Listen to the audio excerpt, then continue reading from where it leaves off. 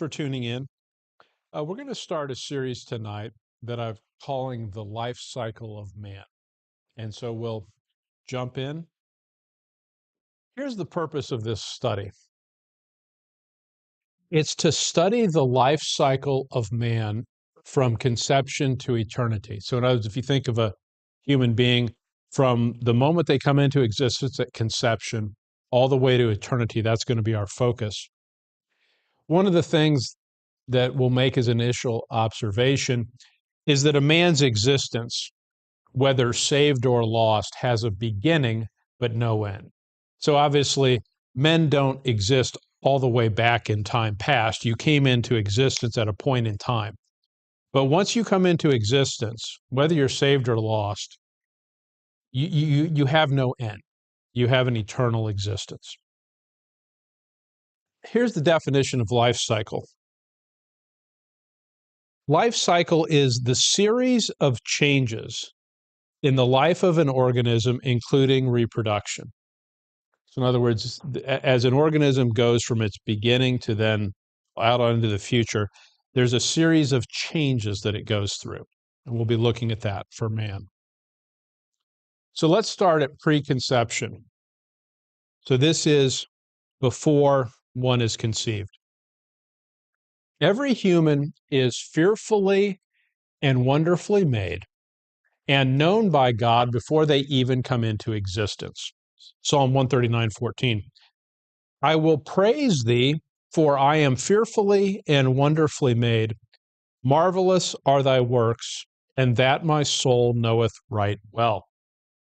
Some have the idea that man exists essentially as an accident because of evolution, and there were random chemical reactions, and then there were mutations that were favorable, and it produced mankind, and it just sort of happened, more or less accidentally without intelligence driving it. The Bible says something very different from that. It says that humans are fearfully and wonderfully made. Jeremiah 1:5, before I formed thee in the belly, I knew thee. Does God know every person before they even come into existence? And the answer clearly is yes. A child is a child from the moment of conception. So if we look at Job chapter 3, verse 3, let the day perish wherein I was born, and the night in which it was said, now notice this, there is a man-child conceived. So in that very night, there was conception, and what was it described as? A man-child. It wasn't described as some sort of inferior life form. It was a child from the moment of conception. 2 Samuel 11:5, and the woman conceived and sent and told David and said, I am with child. Didn't say zygote or fetus or something else. It said child. Now, let's understand something about the biology of this. The fertilized egg is a human being. As a fertilized egg grows, the cells divide and specialize, but no new genetic information is added. So in other words, at the moment of conception, the male portion and the female egg combined, it originally is a single-celled organism, but the cells divide into more and more cells. As the cells divide, they specialize. So as you look at your body right now, you have some cells that are devoted to being hair, and some that are devoted to being bone, and you have different organs and so on.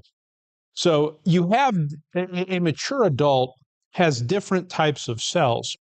But the thing to understand is that in that original fertilized egg, it contained all the genetic information to create what you are. It had the information as to your eye color, your hair color, your bone structure, and all of those things. So all of the genetic information necessary to produce a fully mature human adult resides in the single fertilized cell. As that cell grows, there's no genetic information added. All that's necessary for that fertilized egg to become an adult human is time water, and nutrition. There's no genetic information added.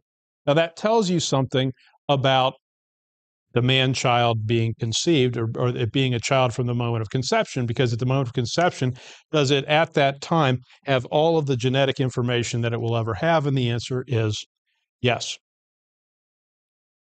God originally created man in his image.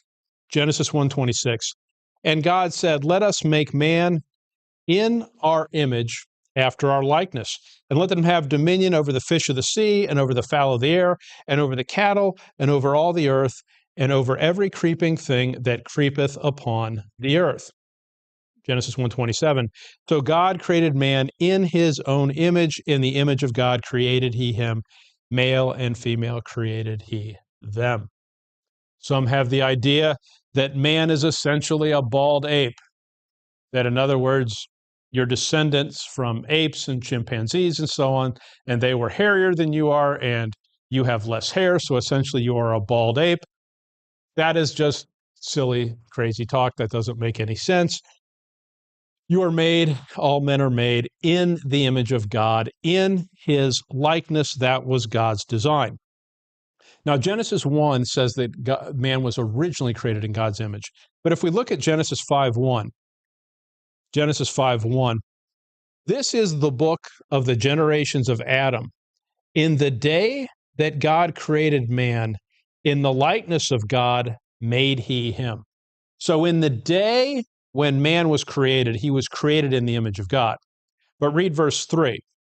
And Adam lived 130 years and begat a son in his own likeness, after his image, and called his name Seth. So Adam was originally created in God's image. As a result of the fall, Adam begat sons, and they were in his own likeness and image. Adam was created bearing God's image. His offspring, his posterity, was created in Adam's likeness and image. But notice something. Since the fall, men bear both the image of Adam and the image of God. Now, here's what some will say. They will say, man was originally created in God's image.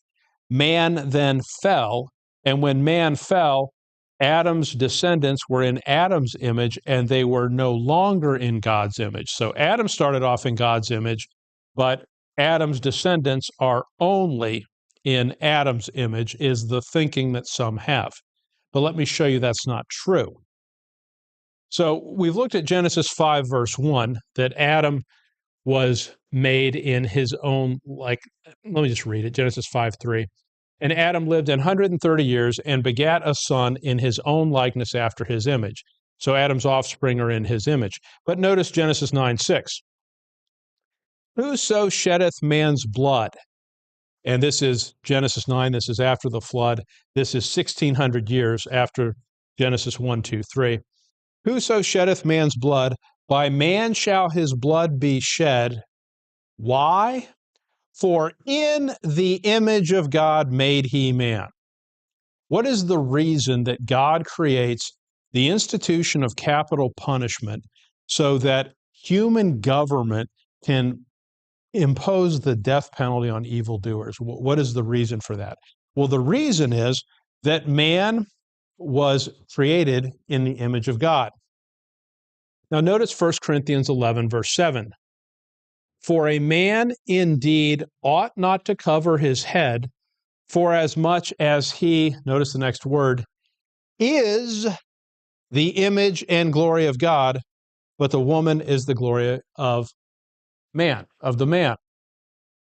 So based upon 1 Corinthians 11:7, and based upon the verb hence in 1 Corinthians 11:7, does man continue to be, even to this day, in the image of God? The answer is yes, because it says he is the image of and glory of God. Not that he was, but he is. Look at James 3, verse 9. Therewith bless we God, even the Father, and therewith curse we men, which are made after the similitude of God. So the point that I just want you to notice is this. What happens as a result of the fall? Men were originally created in the image of God. They continue to this day to be in the image of God. But since the fall, men also bear Adam's image. So every person that you see, they are in the image of God because that's how we have been created, and we've inherited that from Adam. But what we've also inherited from Adam is we've inherited his nature, and that's why we are said to be in Adam's image and likeness. Now notice with me Romans 5:19. For as by one man's disobedience many were made sinners.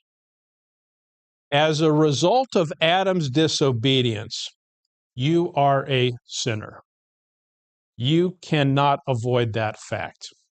Are you a sinner solely because of the fact that you sin, or are you a sinner because you inherited that in your very nature? And the fact is, based upon Romans 5:19, you were made a sinner as a result of one man's disobedience. That's obviously Adam. Isaiah 48, verse 8.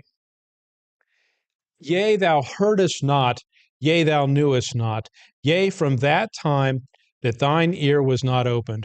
For I knew that thou wouldst deal very treacherously. Now notice, and was called a transgressor, notice this, from the womb. When does man become a sinner?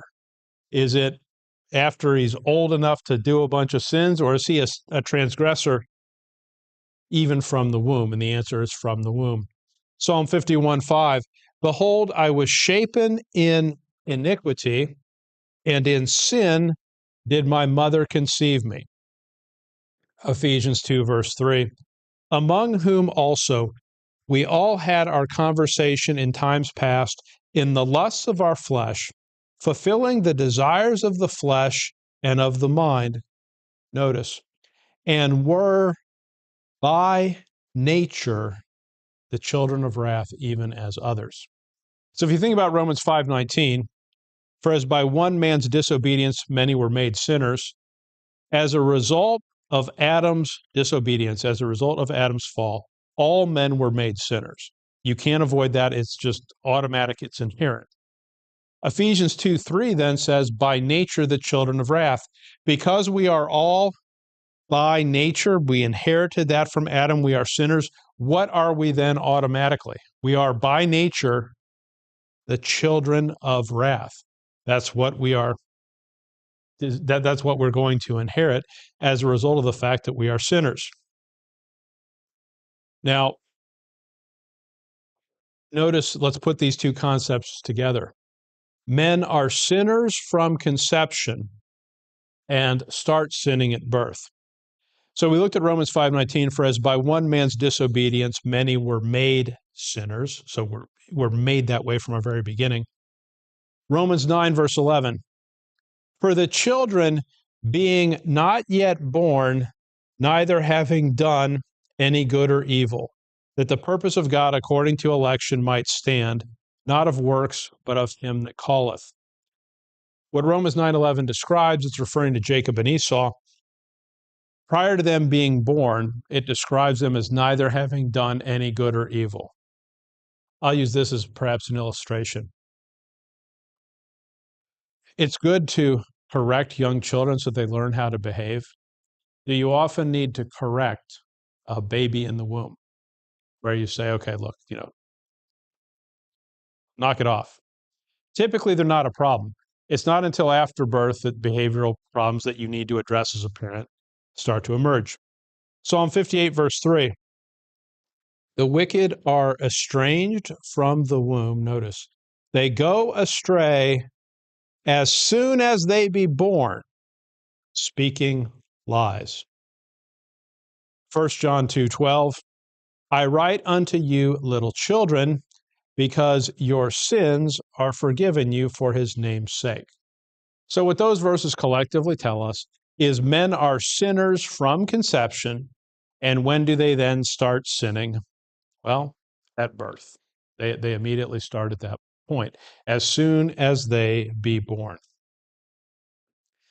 Now, this next chart that we're looking at, you can see this timeline.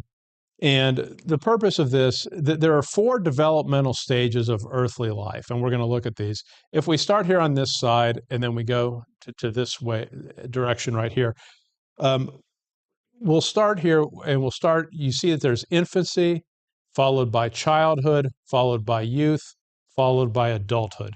So those are the 4 different developmental stages. We're going to look at each of those. So let's start with infancy. Infancy begins at birth. It ends by age 1 or 2 and is followed by childhood. You can see the definition there from the Webster's 1828. Infancy is the first part of life, beginning at the birth. In common usage, infancy extends not beyond the first year or 2 of life, but there is not a defined limit where infancy ends and childhood begins. You're all familiar with this concept in general. So infancy is roughly from birth to age 1 or 2. Next, we'll look at childhood. Childhood is the stage between infancy, which we just looked at, and youth/puberty/adolescence. Childhood is the state of a child or the time in which persons are children, including the time from birth to puberty, but in a more restricted sense, the state or time from infancy to puberty. Thus, we say infancy, childhood, youth, and manhood. Those are the 4 stages. Now we'll look at youth. Youth/adolescence is the stage between childhood and adulthood. The definition of youth is the part of life that succeeds to childhood. In a general sense, youth denotes the whole early part of life from infancy to manhood, but it is not unusual to divide the stages of life into infancy, childhood, youth, and manhood. In this sense, the word can have no plural. I also added there the definition of adolescence. It's the state of growing applied to the young of the human race, youth, or the period of life between childhood and manhood. Next, we'll look at adulthood. Adulthood is having arrived at mature years or to full size and strength as an adult person or plant. An adult is a person grown to full size and strength or to the years of manhood. It is also applied to full-grown plants. Among civilians, a person between 14 and 25 years of age. So we've seen the dictionary definition of each of these stages. It goes from infancy, childhood, youth/puberty/adolescence, and then adulthood or manhood. Now, the next concept I want to show you is age of majority. Now, this is a legal definition.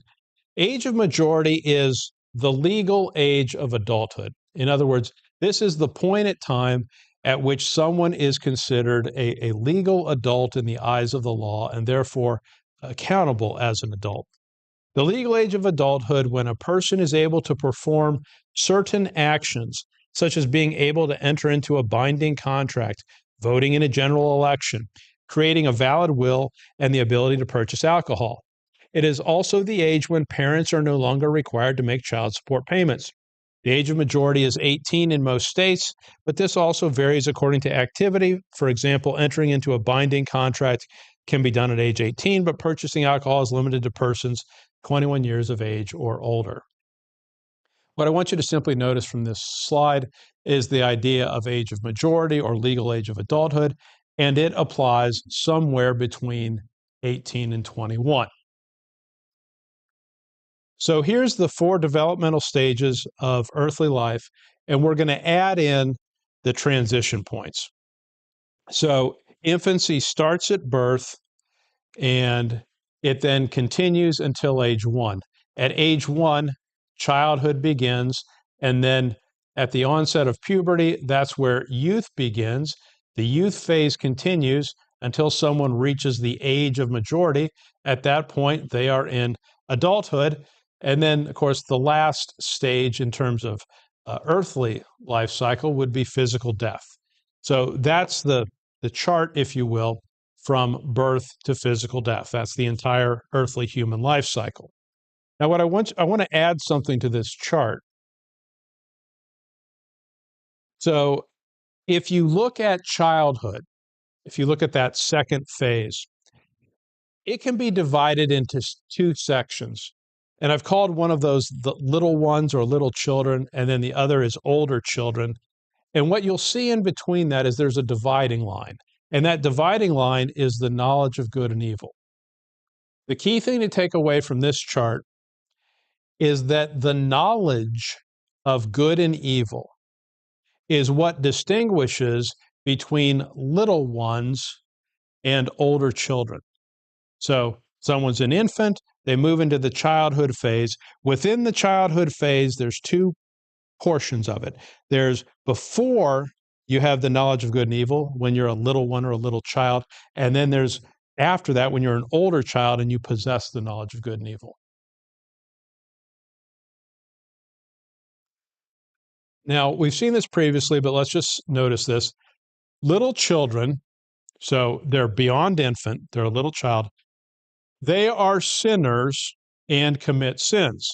Romans 5:19, we looked at this, for as by one man's disobedience, many were made sinners.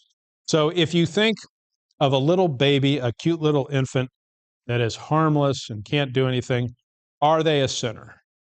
And the answer is yes, they are a sinner. Do they commit sins? Yes. So the little one that can't speak and can't really do much, maybe can't even roll over, do they commit sins? The answer scripturally is yes. Psalm 58, verse 3, the wicked are estranged from the womb, they go astray as soon as they be born. It doesn't take any time, speaking lies. 1 John 2:12, I write unto you, little children, because your sins are forgiven you for his name's sake. So do little children commit sins? The answer is yes, they do. So little children are both sinners and they commit sins. But notice this, little children or little ones, so this is beyond the infant stage, do not possess the knowledge of good and evil. So look with me at Deuteronomy 1, verse 39. Deuteronomy 1:39. Moreover, your little ones, which ye said should be a prey, and your children, which in that day had no knowledge between good and evil, they shall go in thither, and unto them will I give it, and they shall possess it. So there are little ones that have no knowledge of good and evil. Isaiah 7:16. Isaiah 7:16.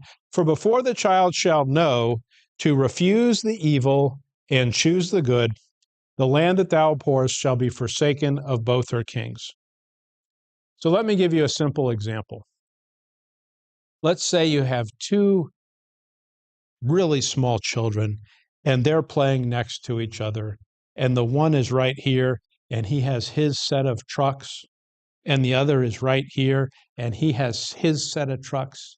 When the one that's right here looks over and says, that's a pretty good looking truck you got there, and he grabs it, does that little one understand, well, I'm probably committing theft by grabbing this truck because it's personal property. Possession is 9/10 of the law. That child seems to possess that truck, so I'm probably committing a crime, but I like that truck. Does the little child have an understanding of good and evil and that he's committing a sin, or does he simply see something that he likes the color and something I can play with? My point is that there is an age, there's a phase where children do not have knowledge between good and evil. They don't understand right and wrong. They don't understand the difference between good and evil. That's simply the point. Deuteronomy 1:39, Isaiah 7:16 explicitly say that. Now notice what Scripture says about that circumstance. Sin is not imputed when the sinner has no knowledge of good and evil. So Romans 5:13, for until the law, sin was in the world, but sin is not imputed when there is no law. So in other words, think about this with me. Every human being is a sinner from conception. We've already seen that multiple times. They are a sinner. But does God impute sin to them when they have no knowledge of good and evil? And the answer is he doesn't. Sin is not imputed when there is no law. Look at Romans 3:20. Therefore, by the deeds of the law, there shall no flesh be justified in his sight, for by the law is the knowledge of sin. Notice what that verse is telling you. What does the law give someone? It gives them the knowledge of sin. So when there is no law, sin is not imputed to the person because they have no knowledge of sin. They have no knowledge of good and evil. Romans 4:15. Because the law worketh wrath. Where no law is, there is no transgression. James 4:17. Therefore, to him that knoweth to do good and doeth it not, to him it is sin. The point of James 4:17 is if you know you should do something and you refuse to do it, that's a sin. But what happens if you don't have that knowledge? Well, if you don't have that knowledge, then sin is not imputed. What all of those verses are demonstrating is that when there is no knowledge of good and evil, no knowledge of right and wrong, sin is not imputed.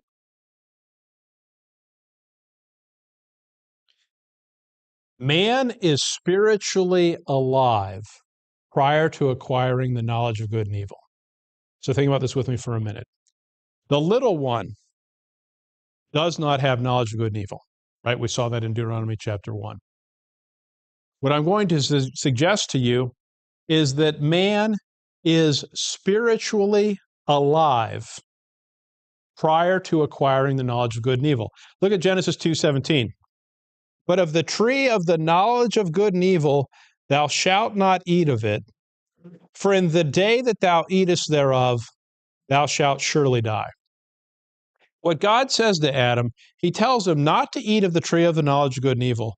And he then tells him, if you do, what's going to happen is that in the day that thou eatest thereof, thou shalt surely die.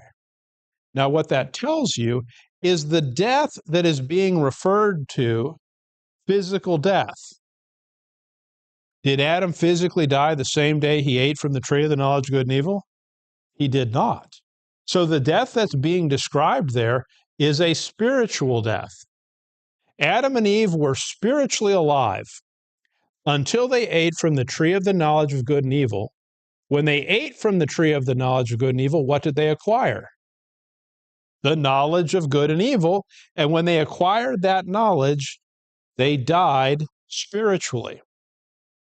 Now, I'm going to suggest to you that same thing happens today to little children when they come to the knowledge of good and evil. They are born spiritually alive. But then when they mature and they come to the point where they possess the knowledge of good and evil, what happens to them? They die spiritually at that point in time. They don't necessarily die physically, but they die spiritually. So the point simply is man is spiritually alive prior to acquiring the knowledge of good and evil. Little ones innately believe in God as they are spiritually alive. So look at Matthew 18, verse 6. But whoso shall offend one of these little ones which believe in me, it were better for him that a millstone were hanged about his neck and that he were drowned in the depth of the sea. Mark 9:42, and whosoever shall offend one of these little ones that believe in me, it is better for him that a millstone were hanged about his neck and he were cast into the sea. The little ones, we know, do not yet possess the knowledge of good and evil. If they don't possess the knowledge of good and evil, they are spiritually alive. And if they're spiritually alive, what they do, one of the things they do is they believe in God. That's why we see verses in the Gospels that refer to the little ones, which what? Believe in me. My point is this.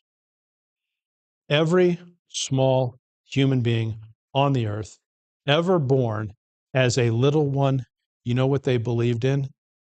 They believed in God. They were spiritually alive and they believed in God. Now, when the Lord teaches in the Gospels, he repeatedly says that the faith of little children is what God requires of all.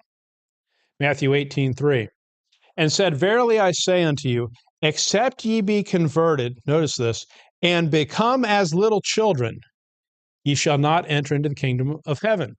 Mark 10:15, verily I say unto you, whosoever shall not receive the kingdom of God as a little child, he shall not enter therein. Matthew 19:14, but Jesus said, suffer little children and forbid them not to come unto me, for of such is the kingdom of heaven. What those verses are all saying is that what God expects of man is to have the faith of little children. That suggests that little children have a faith that is apparently lost somewhere along the maturation process.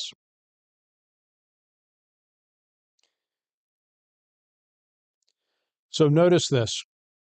All little ones believe in God, but when they acquire the knowledge of good and evil, they then choose whether to retain God in their knowledge or forget him. So all little ones, they start off spiritually alive. They start off believing in God. But what happens? They mature to a point where they come to the knowledge of good and evil. At that point, they spiritually die. We've seen that. And then they make a choice. They choose whether to retain God in their knowledge or forget him. Romans 1:28 says this, and even as they did not like to retain God in their knowledge, God gave them over to a reprobate mind to do those things which are not convenient. Isn't that phrasing fascinating? If it says they did not like to retain God in their knowledge, then what was previously in their knowledge? God, obviously. But they chose not to retain it. Psalm 9, verse 17, the wicked shall be turned into hell. Now, notice what this says, and all the nations that forget God. The nations is plural there. I'm going to suggest to you that's talking about Gentile nations. And it says, all the nations that forget God. Well, if the nations forget God, then what did they previously know? God.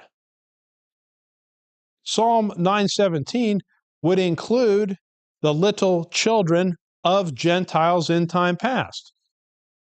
Little children of Gentiles, just like members of Israel, the little children are born spiritually alive and have the knowledge of God. But what happens with much of mankind as they come to the knowledge of good and evil and they start making decisions in life, what do many choose to do? They choose to forget God. Job 8:13, so are the paths of all that forget God, and the hypocrite's hope shall perish. Jeremiah 13:25, this is thy lot, the portion of thy measures from me, saith the Lord, because thou hast forgotten me and trusted in falsehood. All of those verses teach that men originally possess the knowledge of God, but then they choose not to retain it. They choose to forget it. What that means is every professing atheist is a former theist because they were all born that way. They all had the knowledge of God, and they made a decision at some point in life not to retain God in their knowledge. They chose to forget him. Now, the question we want to next consider is this. What is the approximate age when children typically come to the knowledge of good and evil? So we're going to try to estimate that. Now, there are two scriptural indications of someone coming to possess the knowledge of good and evil. The first is the sense of modesty, and the second is the knowledge of the difference between their right and left hands. So let's look at this. The possession of the knowledge of good and evil is evidenced by the sense of shame at being naked. So Genesis 2:25. Genesis 2:25 is obviously before Genesis 3, it's before the fall. And they were both naked, the man and his wife, and were not ashamed. Adam and Eve in Genesis 2, fully grown human beings, both naked, not ashamed. Genesis 3, verse 6.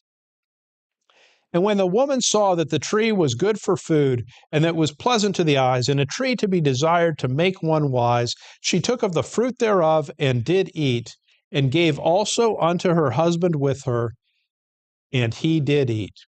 Now notice verse 7. And the eyes of them both were open. So that their eyes were open. There's some knowledge they didn't possess before. Now they have the knowledge of good and evil. Now notice this. And they knew that they were naked. They didn't know that beforehand. And they sewed fig leaves together and made themselves aprons. So one of the things you see in Genesis 3 very clearly is what knowledge do you come to possess, or what sense do you come to possess when you acquire the knowledge of good and evil? You realize you're naked and you need to cover yourself. It's a sense of modesty. So what we're looking at here, and in the slides there's footnotes at the bottom, so you can take a look at these and search them out for yourself. But children typically develop a sense of modesty between ages 4 and 8. Similarly, somewhere between ages 4 and 8, most children begin to develop a sense of modesty about their own bodies. A different source says at ages 6 and 7, a sense of modesty begins to appear. And you have all seen this and lived this. Have you ever been around small children and they don't mind running around the whole house with no clothes on, and they're not embarrassed? And it's harmless because they don't yet possess a knowledge of good and evil. They don't have the sense that they're naked. They think they're just doing what they're doing, right? So when you see a child like that has no compunctions, now if you see someone that's like 25 and they're doing that, you should reconsider it. But small children don't have a sense of shame at being naked.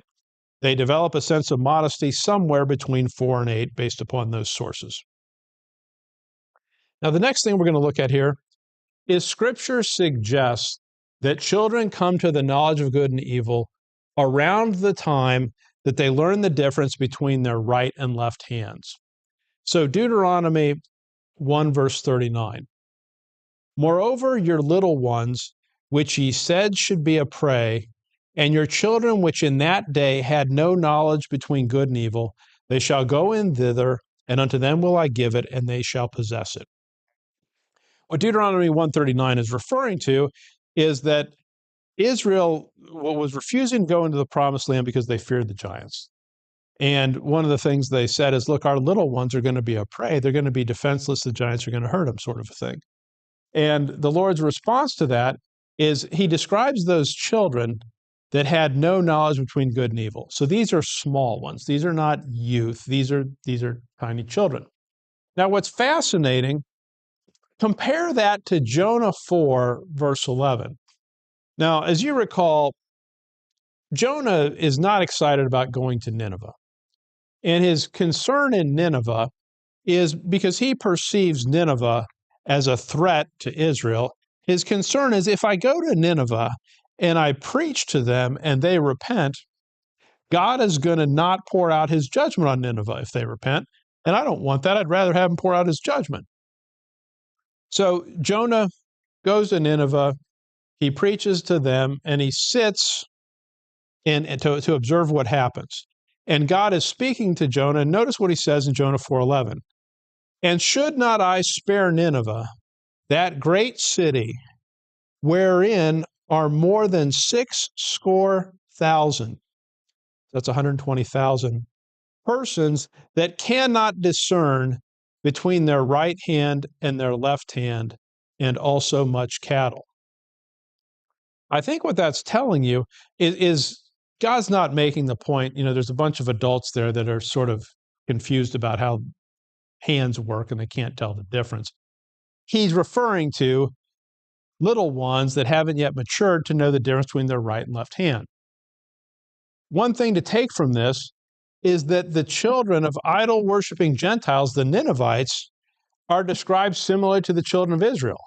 In other words, God looks at when Jonah is indifferent to wrath being poured out on Nineveh, and in fact would like for it to occur. God's point in Jonah 4:11 is, well, wait a minute. Your lack of concern about the pouring out of my wrath, understand there's 120,000 there that don't know their right hand from their left hand, meaning there's 120,000 innocent little children that don't know the knowledge of good and evil. Meaning, are they participating in Nineveh's sins and supporting all the bad things Nineveh is doing? Or are they just like little ones playing with trucks or whatever it is they're doing? That's the point there. One of the things to notice from Jonah 4:11 is that the children of idol-worshiping Gentiles are described very similar to the children of Israel, meaning the human maturation process is the same. It's not different. Now, based on the sources we're looking at here, children learn the difference between their right and left hands at an early age. Most kids can distinguish left versus right by the time they're around 5 to 6 years of age. A different source says kids can tell left from right as early as 3 years of age. So they're not specific to a certain moment, but that's the range. So now let's go back to the chart for a minute. So we've looked at this before. We noticed that the knowledge of good and evil is what separates the little ones from the older children in terms of getting a sense of when that is, based upon the two things we just looked at, the sense of modesty and the knowledge of the difference between your left and right hands. I just put there approximately 4 to 8 years. It's something like that. That's the point in time where children tend to acquire the knowledge of good and evil, and at that point they become older children. So now let's think through this progression. So let's start by looking at these 4 boxes right here. So we know that there's birth, then there's a time where someone comes to the knowledge of good and evil, then there's the age of majority, and then there's physical death. So between birth and the knowledge of good and evil, what stages is that? Well, that's infancy/childhood. Between the knowledge of good and evil and the age of majority, that's childhood and then youth. Then after the age of majority until physical death, that is adulthood.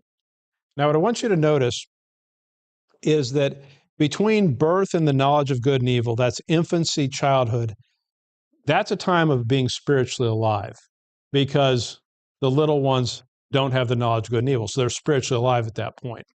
When they acquire the knowledge of good and evil, then they spiritually die. It's the same thing that God said to Noah in Genesis 2:17, "In the day that thou eatest thereof, thou shalt surely die."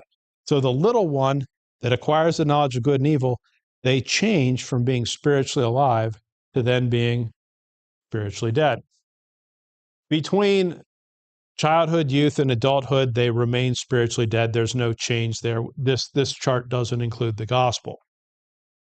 Now, if you look at the bottom left corner, dealing with infancy and childhood, every human who has ever lived was at one point spiritually alive and believed in God. Atheism is a rejection of one's prior knowledge of God.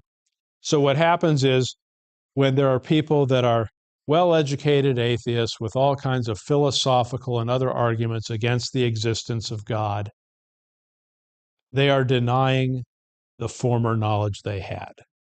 As an infant, they knew of God, they were spiritually alive. Now, if you look on the far right of the chart, we see physical death, and that's the last event of earthly life, but it's followed by something we just need to understand this. The lost subsequently have a second death in the lake of fire. So someone who is lost is born once and dies twice because they have a physical death and then they have the second death of the lake of fire.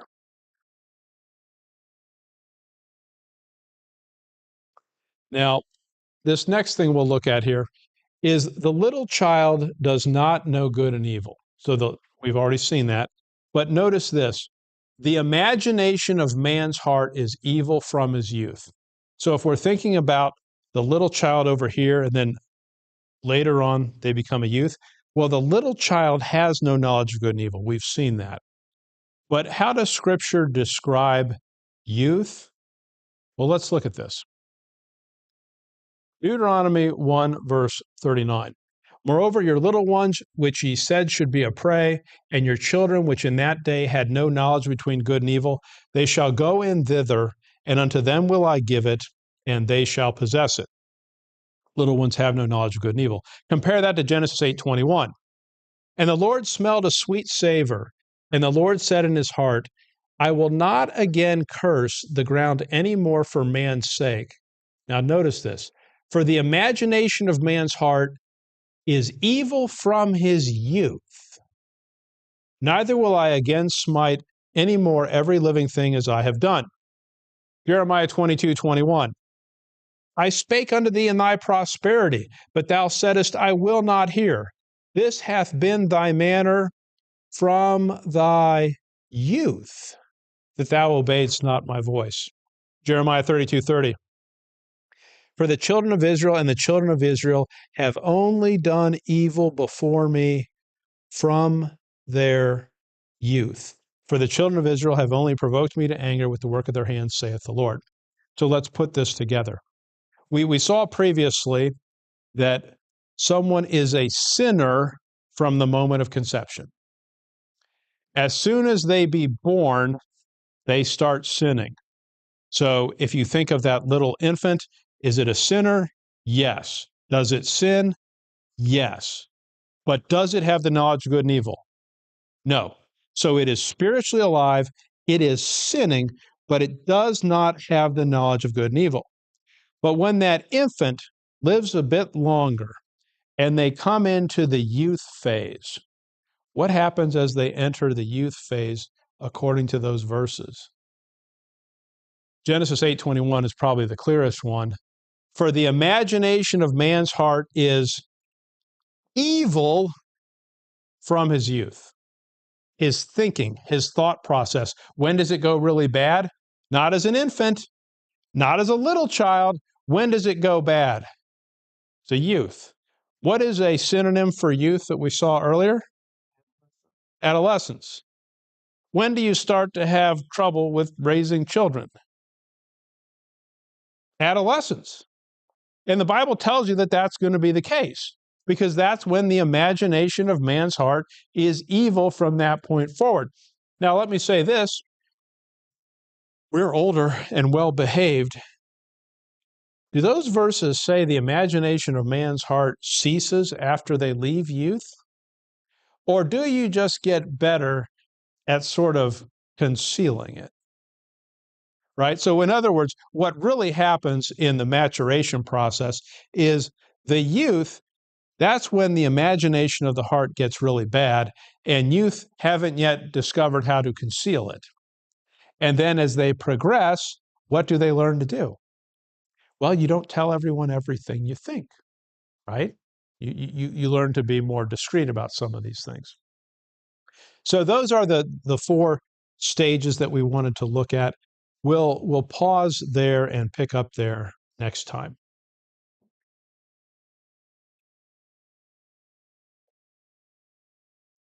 So I'll